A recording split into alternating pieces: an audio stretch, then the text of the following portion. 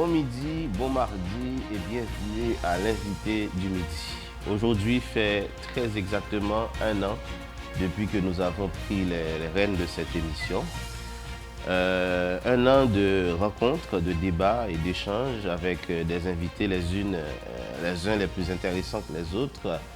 Et contrairement à ce qui se fait ailleurs, dans d'autres médias, ici, nous avons pris donc le pari de la science, du discours académique, celui des jeunes talents et des voix émergentes.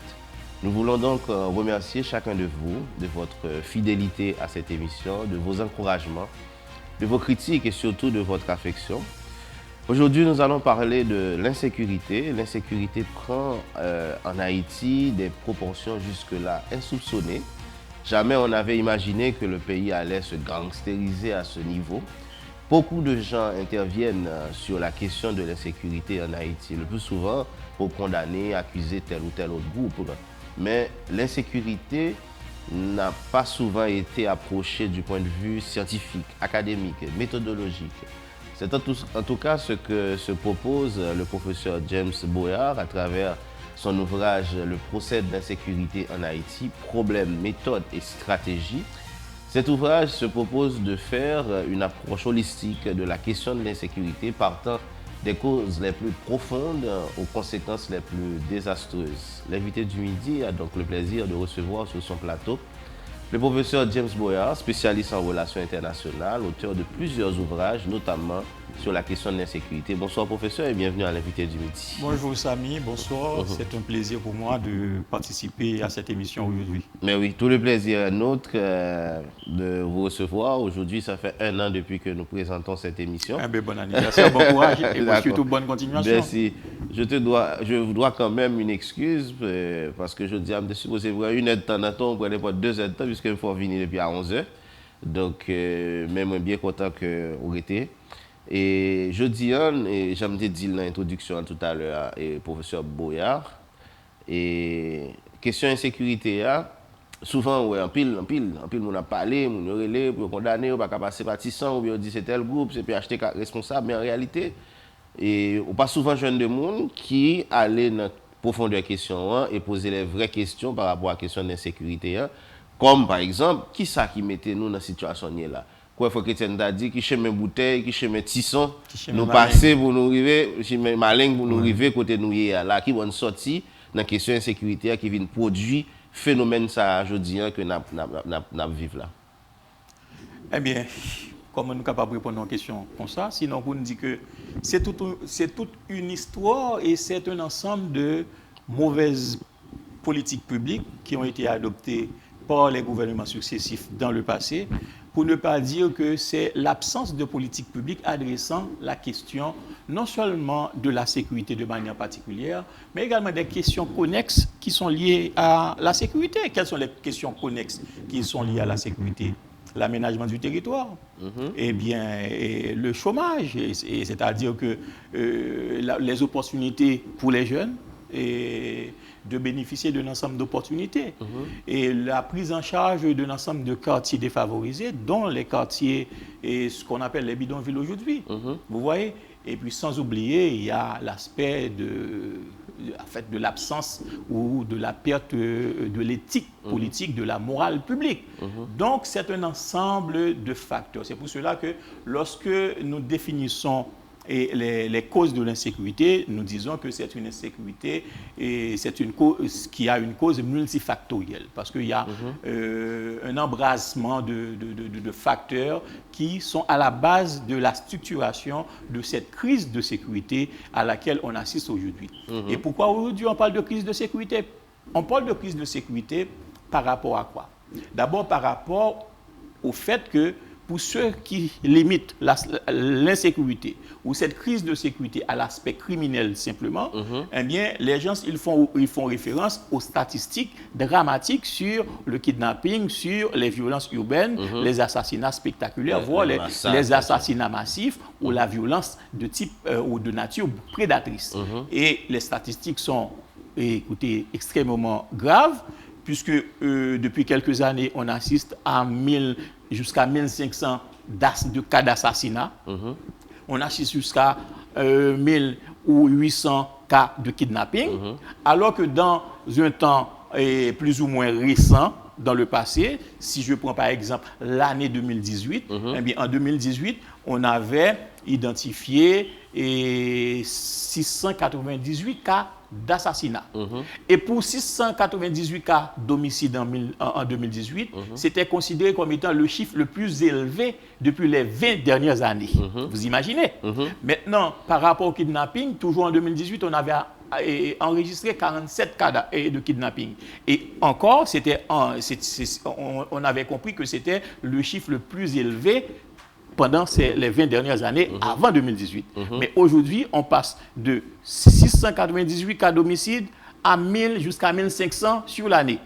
On passe de 47 cas de kidnapping à 1000 jusqu'à 1200 sur l'année. Et pour certains trimestres, on peut assister jusqu'à 300 cas de kidnapping. Donc, on assiste à une évolution non seulement dans le nombre de kidnapping, mais également dans la nature et la motivation du kidnapping. Ça, c'est une chose.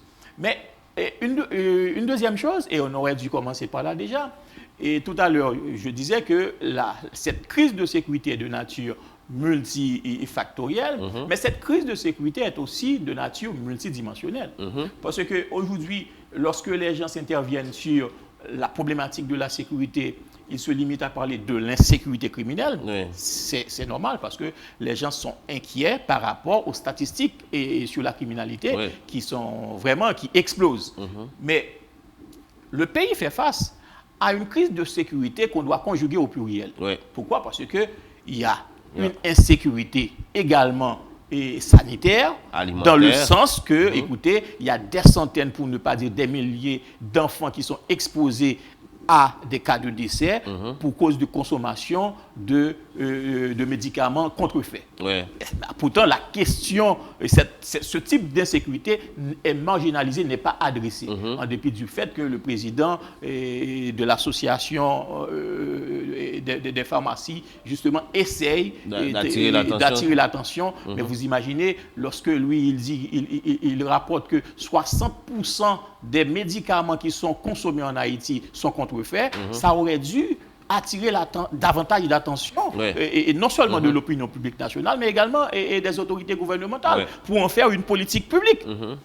Lorsqu'on parle de l'insécurité alimentaire, aujourd'hui nous avons jusqu'à 2 ou 3 millions d'Haïtiens qui sont en situation d'urgence alimentaire, alors que nous avons de 5 à 6 millions qui sont en situation de crise alimentaire, mais c'est extrêmement grave. Mais on n'adresse pas suffisamment cette forme d'insécurité. Lorsque aujourd'hui on parle des catastrophes naturelles, c'est pour parler de l'insécurité environnementale. Lorsque nous avons, par exemple, 30% jusqu'à 120% de notre PIB qui sont perdus pour cause de catastrophes naturelles, soit du tremblement de terre, par exemple, du 12 janvier 2010 et récemment dans le Grand Sud, et sans oublier les 4 cyclones ouragans qu'on a connus de manière successive en 2008. Sans oublier les pertes considérables en vie humaine. Et récemment, Mathieu, qui a quand même fait beaucoup de dégâts dans le Grand Sud. C'est pour vous dire que ces formes d'insécurité-là, ce sont des menaces de sécurité réelles pour lesquelles on n'a pas encore consacré un espace de débat.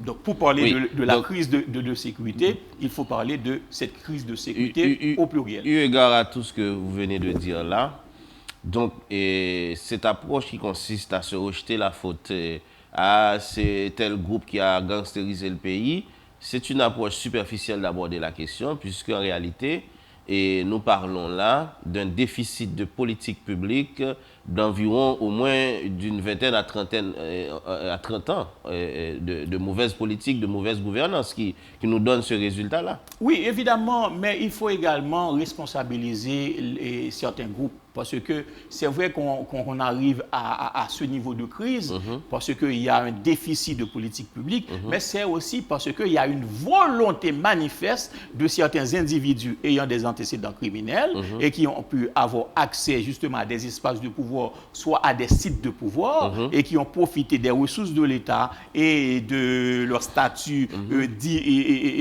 parce qu'ils ont bénéficié de l'immunité. Arrivé au timon des affaires, ils ont fait ça qu'on fait. Justement. Donc, ce qui fait que la façon dont on doit adresser la question des facteurs de l'insécurité, on doit commencer d'abord à identifier les facteurs sociaux, ce qu'on appelle les facteurs structurels. Parce que ce sont les facteurs les plus traditionnels, étudiés notamment par les criminologues, etc. Il y a même aussi, on n'a même pas parlé de l'insécurité scolaire. Le fait que tout le monde fait à l'école, c'est déjà une forme de sécurité. Tout à fait, tout à fait. Sans oublier, on n'a pas encore suffisamment adressé la question de l'insécurité routière, qui à elle seule, en nombre de victimes, représente le nombre de victimes de l'insécurité routière en Haïti est plus élevé que la somme des nombres de victimes, des nombres d'individus victimes de kidnapping et d'assassinat sur une année. Pourtant, on n'adresse pas suffisamment la question de l'insécurité routière, ce qui fait que la première cause de décès aujourd'hui en Haïti, c'est l'insécurité routière.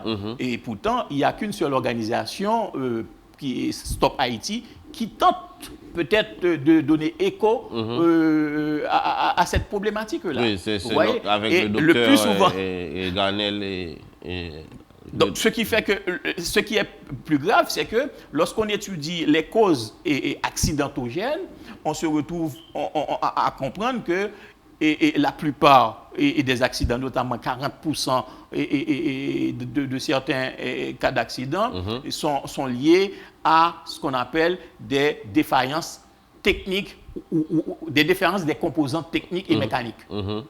Donc, lorsque on dit 40% ou 50% des accidents et de la circulation sont liés à des défaillances mécaniques ou techniques, cela veut dire que la question doit être adressée non seulement par la circulation, surtout par le ministère des Travaux publics et le ministère des Finances.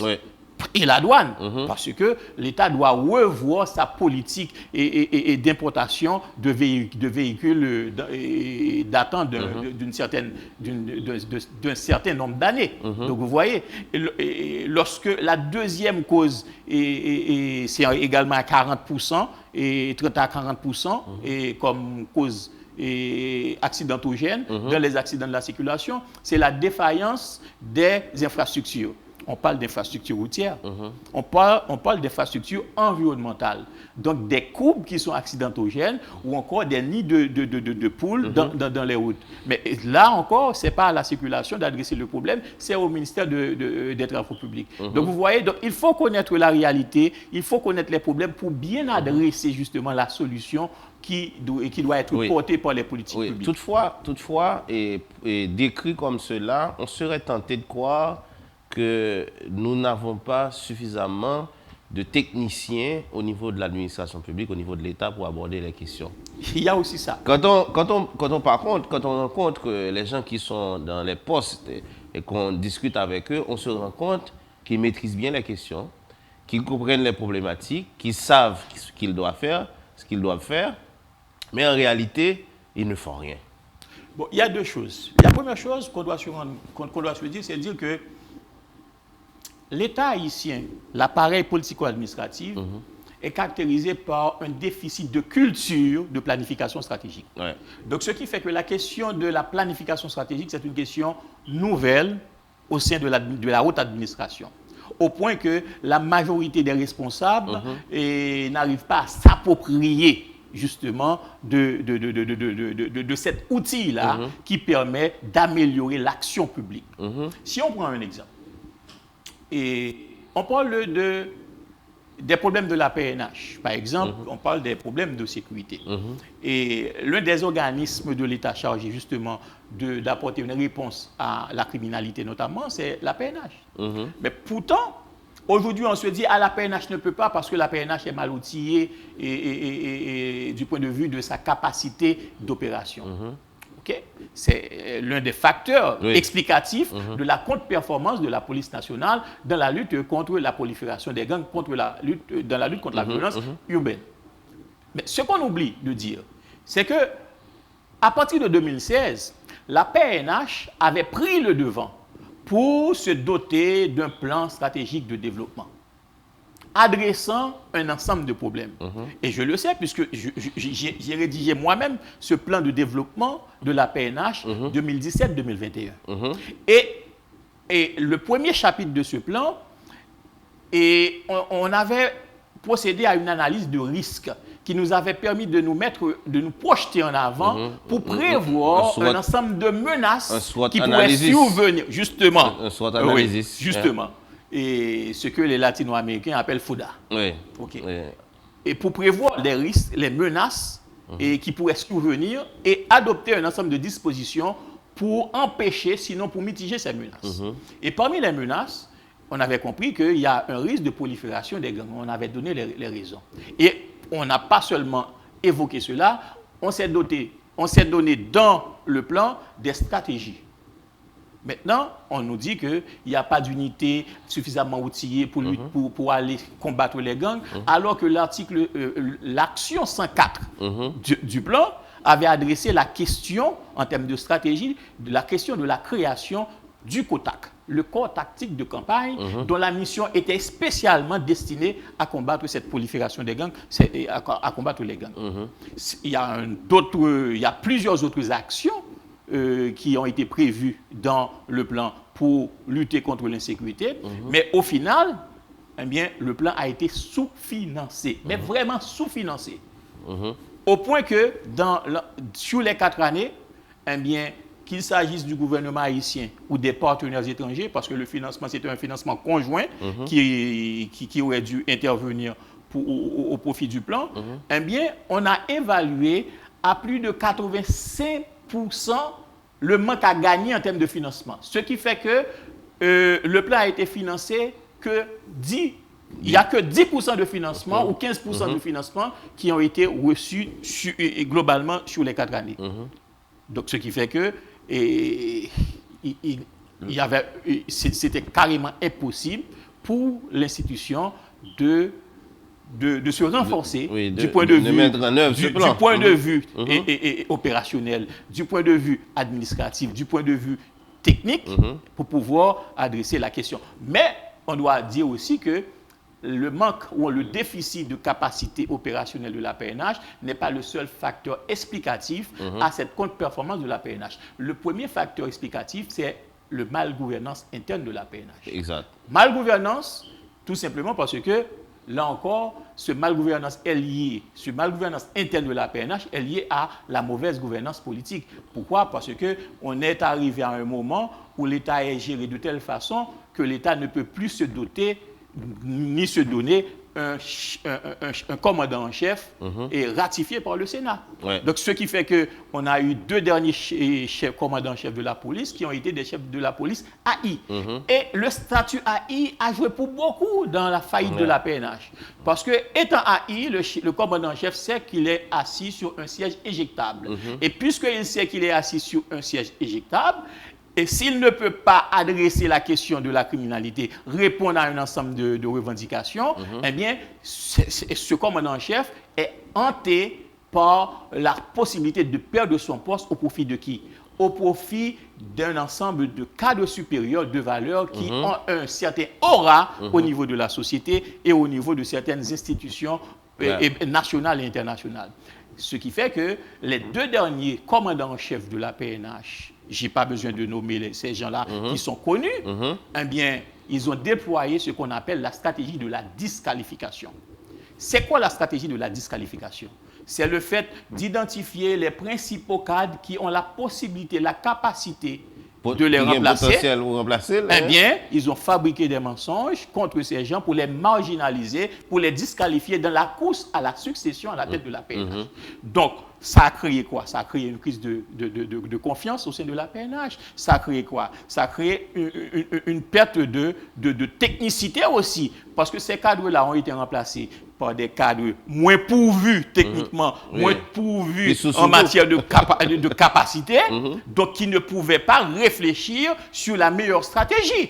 Donc ça a donné quoi? Ça a donné justement à une déstabilisation de l'état-major, à une déstabilisation du recommandement qui nous a foutu le pays dans cette crise-là, justement. Donc, mais heureusement, je dois insister heureusement avec l'émergence ou l'accession à ce poste, à la tête de la PNH, de ce nouveau DG, on arrive à entrevoir, disons, une certaine amélioration. Mais ce n'est pas étonnant. C'est tout simplement parce que ce DG a compris la nécessité de mettre un terme à cette stratégie de disqualification pour faire revenir la confiance. Voilà pourquoi que la confiance étant revenue progressivement, eh bien, les policiers, les cadres se sentent plus en sécurité maintenant pour travailler.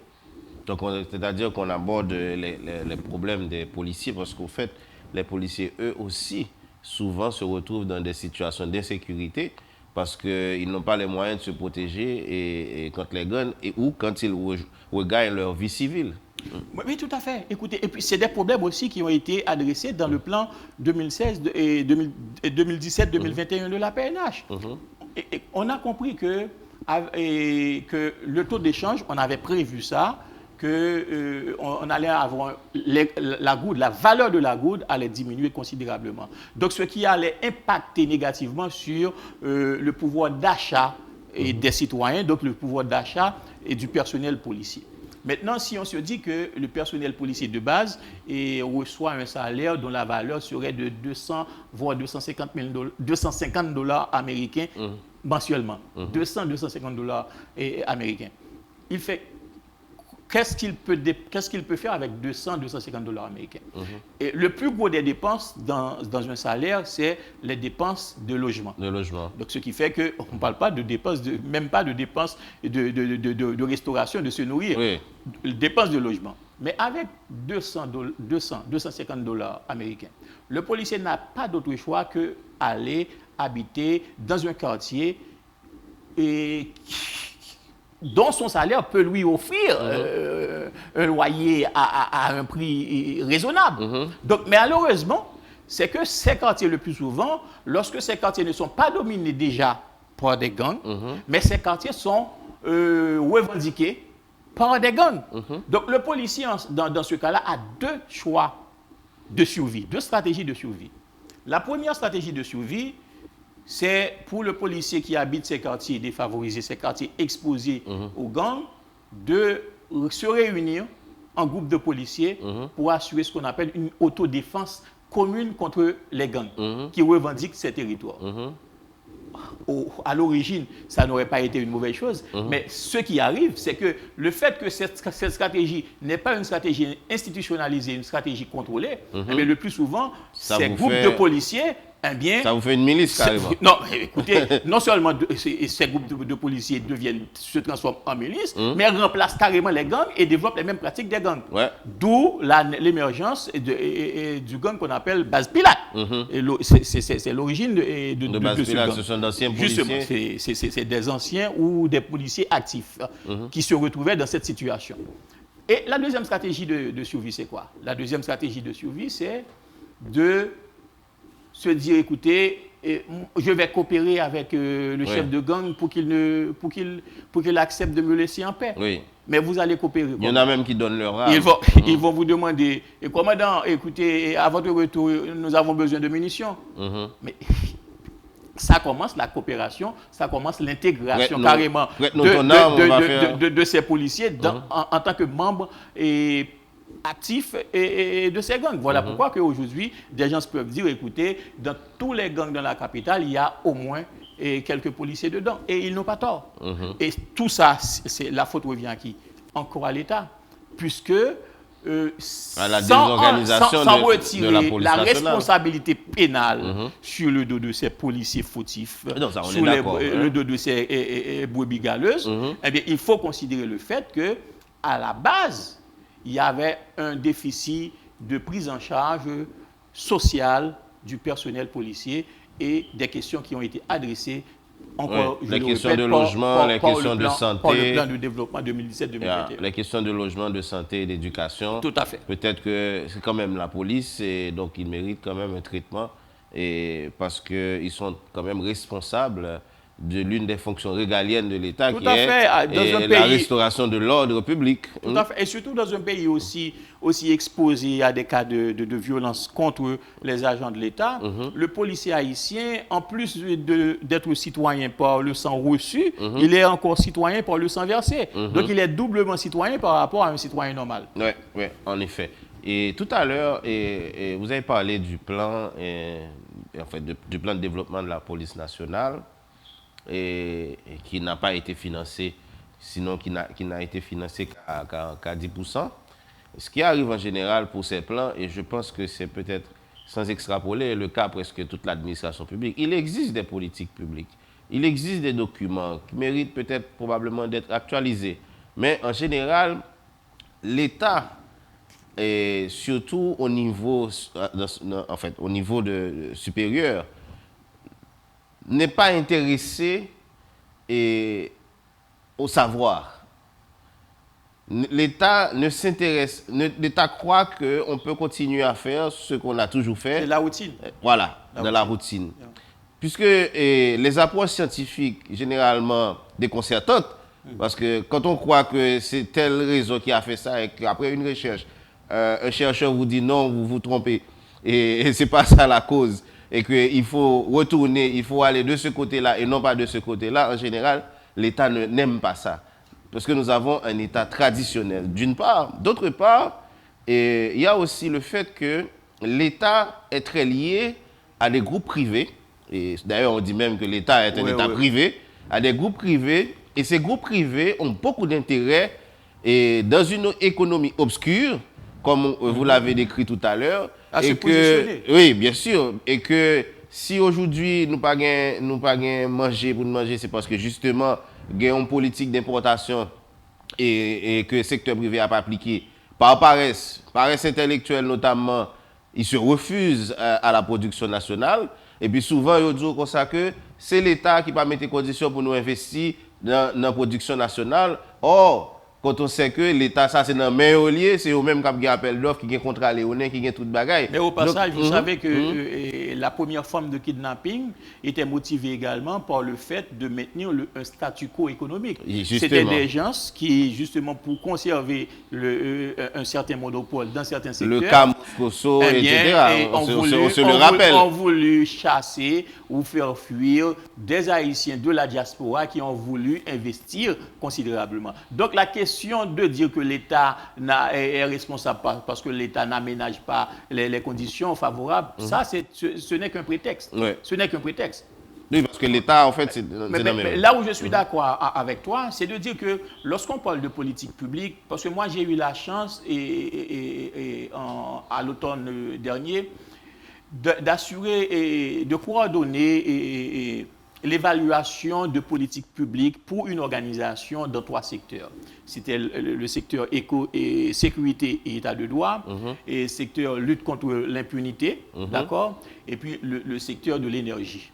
C'était étonnant, et les résultats étaient étonnants à plusieurs niveaux. D'abord, il y a un déficit de politique publique. C'est vrai, il y a quelques éléments de politique publique. Mais de manière globale, il y a un déficit de politique publique dans ces 3 secteurs. Le seul secteur qui est moins pourvu que les 2 autres, c'est le secteur de l'énergie. En dépit du fait que vous voyez l'état dans lequel se trouve le secteur énergétique, dans les 2 sens. Et je parle dans les 2 aspects. Je parle de l'énergie pétrolière et également de l'énergie électrique. Électrique, oui. Mais le plus gros problème dans la conduite de ces éléments de politique publique, c'est d'abord l'absence de moyens de mise en œuvre. Et le premier moyen de mise en œuvre, c'est le budget. Il faut voir, parce que si l'État se dit qu'il a une politique publique pour tel secteur, il faut voir l'intérêt de l'État traversé à travers le budget qui est associé à telle action publique, ce qui n'est pas le cas. Et l'autre problème, c'est que le fait que les gens doivent savoir ça, qu'il ne suffit pas de réclamer une politique publique, parce qu'il faut se battre, même lorsque la politique publique, on arrive à l'adopter, à la formuler, à l'adopter et et à la mettre en œuvre au début, mais il faut continuer à se battre parce que la présence même, l'existence même d'une politique publique peut affecter les intérêts de certains partis, certains secteurs. Bien sûr. Et sur la base de cela, il y a des secteurs qui jouent dans l'ombre pour empêcher à certaines politiques publiques de réussir. Et un troisième problème, eh bien, on a constaté qu'il y a un manque de cohérence, de pertinence, et qui pourrait expliquer justement l'inefficacité de l'ensemble de ces éléments d'action publique dans ces secteurs-là. En effet. Donc, à un moment de la durée, posant le problème de l'insécurité en Haïti, j'ai beaucoup entendu à la radio, dans les médias, oui, on va faire appel à l'armée, on va coupler l'armée à la police pour avoir une action plus amplifiée contre les gangs, etc. Et puis à un moment de la durée, on n'entend plus parler de ça. Qu'est-ce qui se passe? Existe-t-il vraiment une armée ici en Haïti? Est-il possible d'impliquer l'armée dans la bataille contre les gangs? Ou encore est-il possible que la police et l'armée puissent travailler ensemble? C'est bien de poser la question comme ça me donne l'opportunité de répondre à certains détracteurs parce que j'avais fait une intervention dans Le Temps il y a quelques années et où j'avais publié un article dans le Nouvelliste pour dire que l'armée ne peut pas combattre la sécurité. Et à l'époque, en fait, les militaristes n'ont même pas lu le contenu du texte, ils n'ont seulement s'arrêté au titre pour me critiquer, pour dire que je suis contre l'armée. Alors que l'idée, c'était de dire que la lutte contre la criminalité, c'est l'affaire de la police. Parce que l'armée n'est pas du domaine de la politique intérieure d'un pays. L'armée est du domaine de la politique extérieure. Parce que je dis, et c'est ce que je dis le plus souvent, c'est que le soldat a la même fonction que le diplomate. Et une fonction tournée vers l'extérieur, c'est la défense des intérêts de l'État vers l'extérieur. La seule différence, c'est que le diplomate réalise ses missions par voie diplomatique, par voie pacifique, alors que le soldat, c'est par voie armée. Cependant, il arrive des cas exceptionnels dans la vie d'un État où on peut recourir aux forces armées dans l'ordre interne. Et ce cas exceptionnel, on est en train de le vivre depuis 2018. C'est pour vous dire qu'à partir de 2018, on parle de crise. Le plus souvent, cela se fait par la déclaration d'un état d'urgence. C'est ça. Ce qui fait que depuis 2018, on parle de crise de sécurité. Pour parler de quoi? Pour parler de crise de sécurité de niveau de défense. Nous ne sommes pas en train de vivre une crise de sécurité de niveau judiciaire, auquel cas l'État pourrait serait appelé à mobiliser ses ressources ordinaires, ses ressources institutionnelles ordinaires qui sont la police et les cours et tribunaux ordinaires. Non. Nous faisons face à une crise de sécurité de niveau de défense et pour résoudre ce problème, l'État est obligé de recourir à des moyens exceptionnels. Et les moyens exceptionnels ne sauraient être mobilisés que par le recours à un situation régime exceptionnelle, mesure exceptionnelle. Certains parlent de l'état d'urgence. Moi, je ne suis pas trop favorable parce que moi, j'essaie de ne pas mélanger les choses. Parce que recourir à l'état d'urgence se limite uniquement dans sa définition à un domaine où l'État connaît une situation, des circonstances exceptionnelles liées à des catastrophes naturelles. D'accord? Maintenant, je serais tenté de parler de préférence de l'état de siège carrément. Parce que toutes les caractéristiques pour justifier le recours à l'état de siège, toutes ces caractéristiques existent. Quelles sont ces caractéristiques? Nous faisons face d'abord à des menaces de sécurité nationale. La perte du contrôle vous du n'allez territoire. pas me dire le contraire, je suis désolé. En juillet dernier, malheureusement, nous avons assisté à l'assassinat d'un président de la République par des agents étrangers. Encore des menaces de sécurité nationale. Vous avez une prolifération de gangs territoriaux qui occupent des territoires, d'une partie du territoire sur lesquels l'État n'exerce aucune souveraineté. Donc la souveraineté intérieure de l'État est menacée. Nous sommes c'est des menaces de sécurité nous n'avons pas le contrôle du territoire. Troisième caractéristique, c'est que ces gangs armés développent une violence de nature prédatrice contre les membres de la population civile, pour ne pas dire carrément une violence de nature génocidaire. Alors que nous savons que la population, c'est la première ressource vitale de l'État. La deuxième ressource vitale, c'est le territoire. D'où l'importance pour l'État de faire la guerre pour conserver son territoire. Donc, la première ressource vitale de l'État est menacée par le fait d'un ensemble de gangs armés. À Matissan, vous voyez, 14 000, 15 000, 16 000 familles sont obligées de fuir Matissan. Sans oublier, on a assisté depuis 2018 à des cas d'assassinat massifs ciblant les membres de la population civile. On est en train de faire face à des menaces de sécurité nationale. Sans oublier que depuis quelques mois, eh bien, certains de ces gangs armés décident de faire évoluer leurs motivations, des motivations qui avant se limitaient à des motivations purement économiques. D'accord? Maintenant, ils parlent d'intérêt politique, de motivation politique.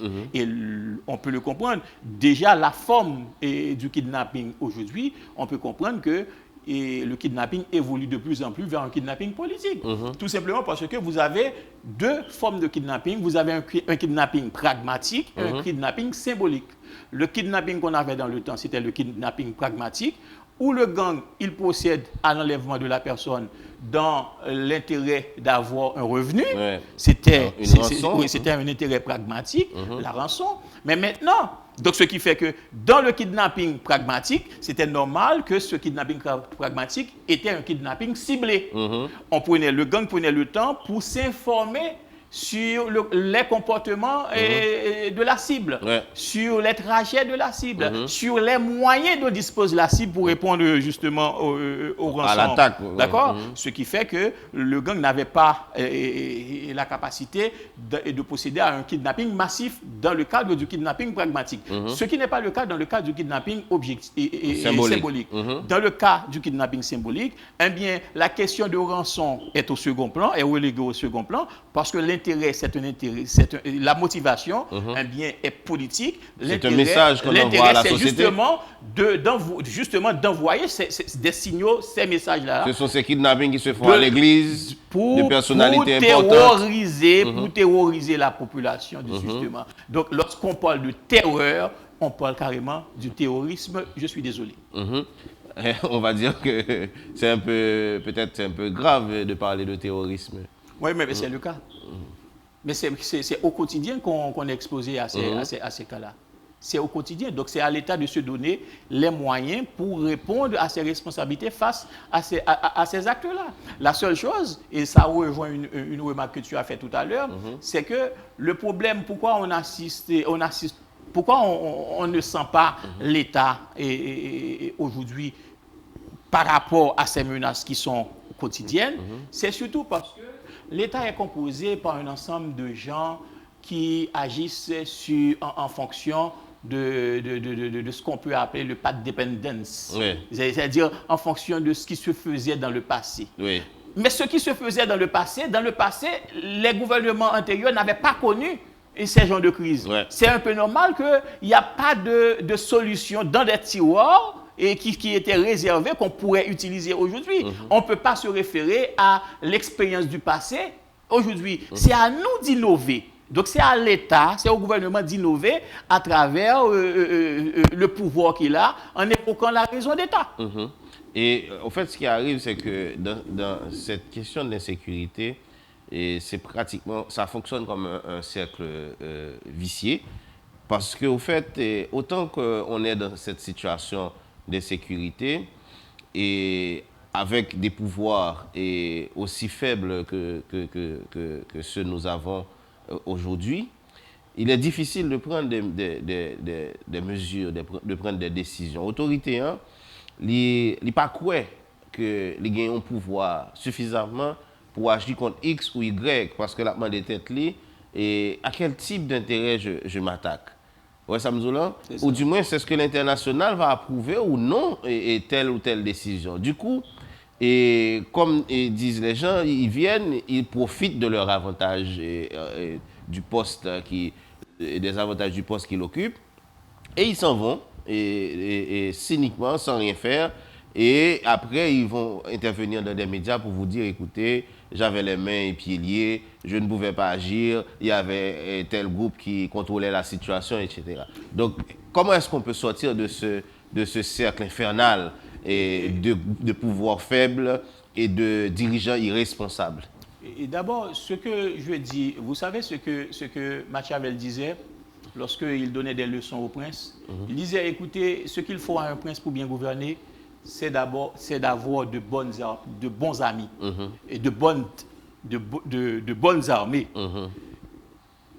Et le prince pourra avoir de bons amis si le prince a de bonnes armées. Je reprends. Ce qu'il faut à un prince pour bien gouverner, c'est d'avoir de bons amis. Et un prince aura toujours de bons amis si le prince a de bonnes armées. Et à l'époque, et on parle du Moyen-Âge, du milieu du Moyen-Âge, c'était la réalité. C'était la réalité. Moi, je dis ce qu'il faut aux hommes politiques haïtiens pour bien gouverner, c'est d'avoir tout simplement du courage. C'est la seule caractéristique, le seul critère de qualité qu'il faut à un homme politique haïtien, qu'il soit député, sénateur, ministre, directeur général, président, pour bien gouverner. C'est d'avoir du courage. Le courage de prendre des décisions qui sont justes, qui sont équitables, sachant bien que ces décisions peuvent déplaire à certains secteurs ou à certains autres secteurs. Ce qu'on doit se dire aussi, c'est que partout ça existe. C'est vrai qu'il y a une théorie en relations internationales qui raconte que, et je cite le théorie néo-réaliste, qui raconte que l'État est rationnel et autonome. Mais depuis lors, on est venu avec d'autres théories pour prouver, à travers des recherches empiriques, pour démontrer que l'État n'est pas si rationnel, si autonome que cela. Parce que même les États-Unis, qui disposent d'un appareil politico-administratif très fort, le gouvernement américain est très sensible à son opinion publique. Le gouvernement américain est très sensible à certains secteurs qu'on baptise du nom de l'établissement. Donc, ce qui fait que Washington n'est pas autonome. La politique étrangère de Washington sera en fonction des intérêts de certains groupes d'influence. On doit s'attendre aussi à cela en Haïti, d'autant plus qu'on est un État faible. Donc, ce qu'il faut, c'est de bien médiatiser, d'assurer une bonne médiation entre les intérêts. Parce qu'il y a des fois où la priorité doit être accordée à l'intérêt général. Médiatiser, pas dans le sens de rendre public, mais dans le sens du relationnel. Relationnel, c'est-à-dire dans le sens de négocier. Et il faut négocier les intérêts de l'État. Exact. Et il faut négocier les intérêts de l'État parce que ce qu'on est en train de négocier aujourd'hui, c'est la survie même de l'État haïtien. Donc, ce qui fait que par rapport à ces groupes d'influence qui souhaitent toujours conserver leur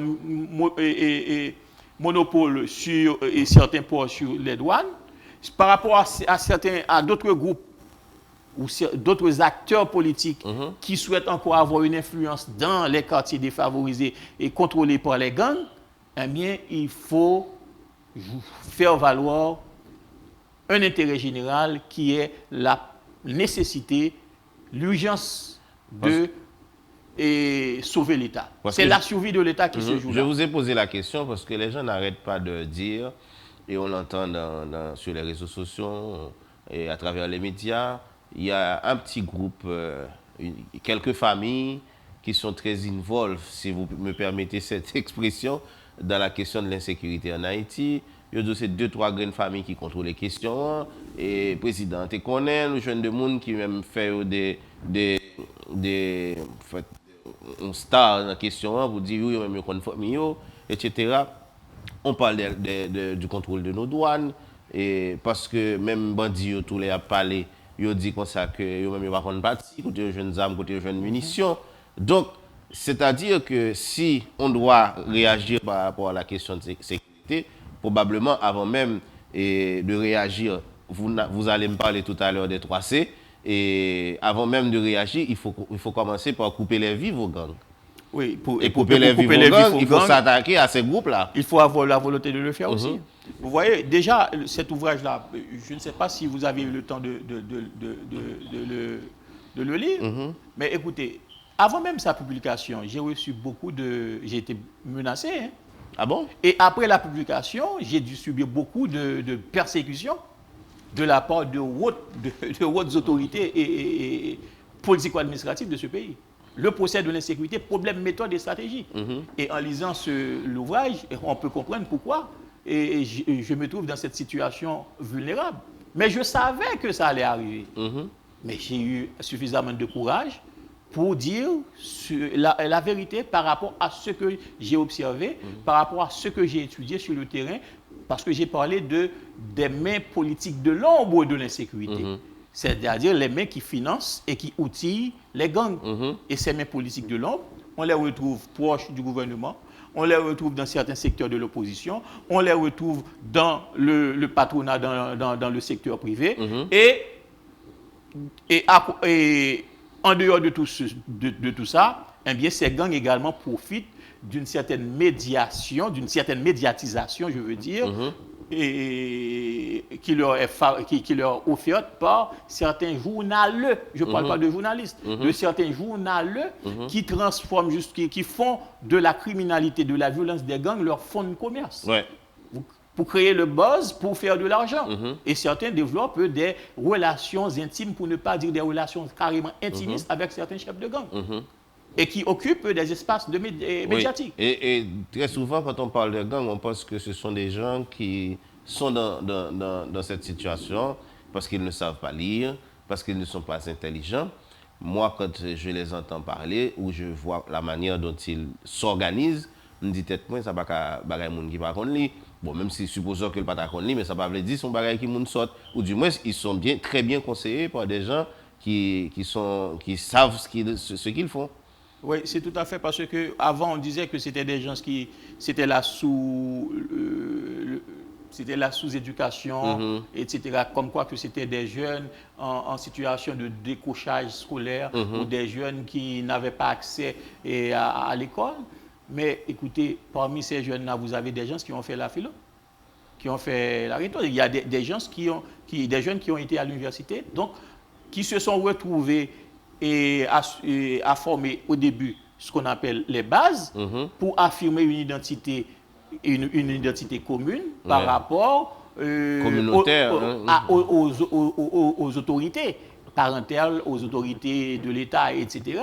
Et finalement, ce sont ces bases-là qui ont fini par suivre une trajectoire criminelle en raison du fait que, écoutez, ils ont été tellement abusés, ils ont été tellement témoins d'un ensemble d'abus, parce que parmi les membres de ces gangs, certains ont fait de la prison, certains ont fait de la détention préventive prolongée pour de petits délits.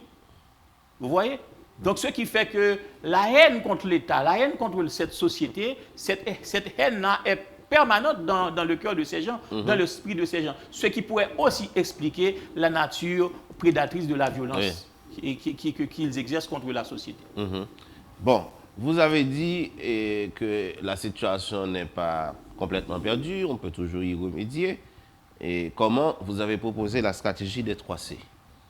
Oui, et dans l'ouvrage, j'ai parlé de la stratégie des 3C, mais entre-temps, il y a une évolution par rapport à la réalité, parce que ce qu'on a essayé de faire, parce que je dois avouer que j'ai été sollicité également par d'autres institutions de l'État pour produire ce qu'on peut appeler un document de cadrage pour une stratégie de sécurité.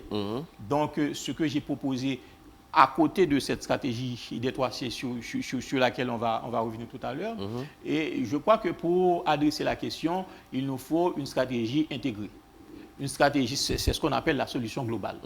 Une stratégie globale qui ne prend pas en compte uniquement l'aspect policier ou l'aspect militaire, parce que c'est vrai qu'on n'a pas l'armée, mais on peut mobiliser également les unités, l'embryon militaire qu'on a, pour les associer aux forces de l'ordre. Parce que, comme je le dis, nous sommes dans une insécurité de niveau de défense. Donc l'armée a toute sa place. Et si l'armée est bien outillée, si cet embryon-là est bien outillé. Donc, ce qui fait que ces solutions doivent s'étendre sur 2 temps, sur 2 durées. D'abord, le court et le moyen terme, et puis le long terme. Le court et le moyen terme, ça prend quoi? Ça prend des stratégies et articulées autour de l'épreuve et de la force, et exécutées par les unités de la PNH ou les unités militaires qui sont spécialement constituées, parce qu'il nous faut une task force et suffisamment outillée et ayant reçu une formation au préalable de quelques semaines pour pouvoir bien se positionner sur le terrain tactiquement, pas vrai? Et donc, on va retrouver cette stratégie dans le cadre de la méthode des 3C, parce que le premier C dans la méthode des 3C, c'est le confinement. Parce qu'à l'époque, j'avais proposé de déployer un ensemble de logistique, des conteneurs par exemple, pour contenir les gangs, pour éviter que les gangs ne débordent sur les grands axes. Parce qu'à l'époque, si vous vous rappelez, ils se limitaient, et les gangs, ce qu'ils faisaient, c'était de prendre possession des camions de marchandises et retourner avec ces camions dans leurs quartiers généraux. Vous voyez, donc il fallait également enlever les gens et rentrer dans leur quartier général avec ces gens-là. Donc si on déployait justement, si on confinait ces gangs-là, eh bien, on allait réduire leur capacité d'action et leur manœuvre également. Et profiter du temps de confinement pour réaliser des missions de renseignement, opérationnelles. Maintenant, pour le deuxième C, qui est la confrontation, maintenant avec les résultats obtenus ou encore les informations obtenues à partir des missions de renseignement, eh bien maintenant, la task force pourrait réagir de manière frontale contre certains foyers de gang, mais à partir d'une stratégie d'affrontement qu'on appelle des sauts de moutons. Parce que vous savez que déjà à Port-au-Prince, vous avez je parle de la commune de Port-au-Prince, vous avez peut-être une vingtaine de gangs. La police ne peut pas affronter 20 gangs à la fois. Donc, vous devez faire ça par saut de mouton. Vous mobilisez toutes vos forces contre un foyer à la fois. C'est ce qu'on appelle la stratégie de saut de mouton. Oui, mais eux, ils ont compris ça. Ils viennent avec moyen tout là. Mais je ne veux pas vous répondre là-dessus parce que la stratégie d'évitement que j'ai proposée par rapport à la réaction de ces gangs, eh bien, je l'ai fait, je ne peux pas le dire ici. Il y a une dimension confidentielle là-dedans. Justement, je ne peux pas l'affirmer ici. Et puis, on passe au troisième C. Le troisième C, c'est la consolidation. La consolidation de quoi? La consolidation de la paix. Parce que dans le meilleur des cas où on arrive, pas si on arrive, on arrivera parce qu'on est obligé, parce qu'on est un pays, on doit faire revivre ce pays, on doit sauver ce pays. On va arriver à neutraliser les gangs. On va arriver à prendre possession de leurs quartiers généraux et de les chasser et de les appréhender. Mais après, qu'est-ce qu'il va rester? Il va rester les enfants, les mineurs, 9, 10, 11, 12 ans, ce qu'on appelle les pépinières. Les pépinières, qui ont eu le temps de considérer ces gangs-là comme des modèles sociaux. Donc, il faut maintenant prendre en charge ces pépinières-là pour transformer leur mentalité et leur pratique. Mais il ne s'agit pas que des pépinières. Et les membres de la population qui ont eu le temps de s'habituer avec une forme d'économie du crime. D'échanger avec eux, de partager certains intérêts communs avec eux. Donc, il faut également transformer la mentalité il faut que l'État reprenne sa place auprès de la population. Il y avait des facteurs de violence qui existaient dans ces zones-là. Donc, il faut faire intervenir des programmes sur la prévention et la gestion de violences communautaires dans ces zones. Ça, c'est pour le court et le moyen terme. Maintenant, pour le long terme. Le long terme, la police n'a rien à voir. L'armée n'a rien à voir. Le long terme se réfère uniquement à des politiques publiques. Des politiques publiques de jeunesse pour déterminer de nouvelles opportunités aux jeunes, opportunités d'emploi, de stages en industrie ou en institution, et d'opportunités pour permettre aux jeunes de développer leurs talents. Il faut revenir avec les centres polyvalents, etc.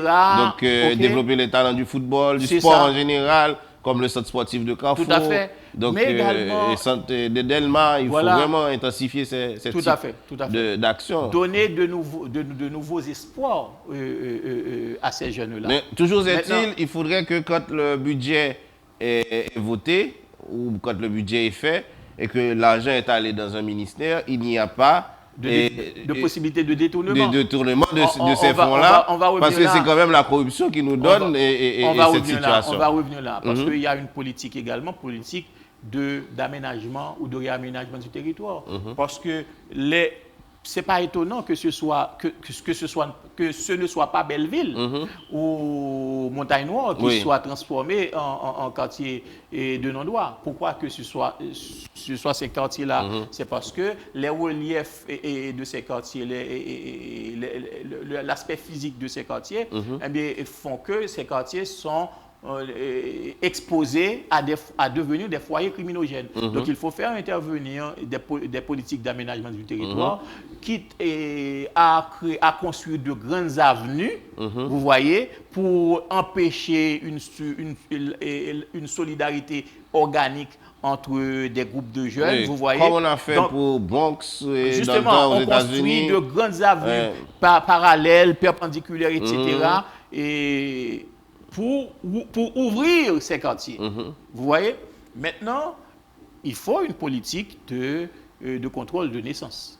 Ouais. Il faut une politique de contrôle de naissance. Après, et c'est pas après, c'est parallèlement à ça, il faut compter avec une politique de retour de la moralité publique. Il faut un nettoyage, il faut un grand balai. Ouais. Il faut un grand balai. Il faut quand même une politique... il faut chasser les corrompus. Il faut chasser toutes ces mêmes politiques de l'ombre qui ont développé des relations avec les gangs. Il faut les identifier. On n'a même pas besoin de prendre le temps pour les identifier. Je suis sûr qu'on les connaît déjà. Ouais, il faut tout simplement couper ces mains-là. En effet. On est à la fin et professeur Boyard, je pense qu'on a fait le tour. C'était un débat assez intéressant sur l'insécurité. Donc, un dernier mot avant qu'on ferme définitivement. Oui, c'est dommage. Je n'ai pas vu le temps venir parce qu'on a tellement de choses à dire. Ah oui, bien sûr. Oui, c'est pour dire effectivement que le facteur le plus déterminant dans toute cette histoire-là qui nous a conduit là, c'est les facteurs politiques, c'est la criminalisation de l'appareil d'État, parce qu'il n'est pas normal qu'on a autant de gens, d'individus avec des antécédents criminels, des antécédents des moralités douteuses, à avoir accédé à des postes de députés, à avoir accédé à des postes de sénateurs, à des postes de ministres, etc. Eh bien, la population haïtienne doit se dire aujourd'hui que plus jamais on acceptera de voter pour ces gens-là. En effet. Merci, professeur Boyard, et merci d'être passé sur le plateau de l'invité du midi. C'est à moi de vous remercier. D'accord. Mesdames, Messieurs, c'est la fin de l'invité du midi. Nous avons donc reçu pour vous le professeur James Boyard, qui a fait un livre sur l'insécurité en Haïti. Le procès de l'insécurité, problèmes, méthodes et stratégies. Ce livre dans lequel il essaie d'approcher le problème de l'insécurité d'une manière globale, holistique, et afin de cerner le contour de ce problème qui nous ronge tous et toutes. Merci à vous d'avoir été des nôtres. On se donne rendez-vous à demain. Au revoir.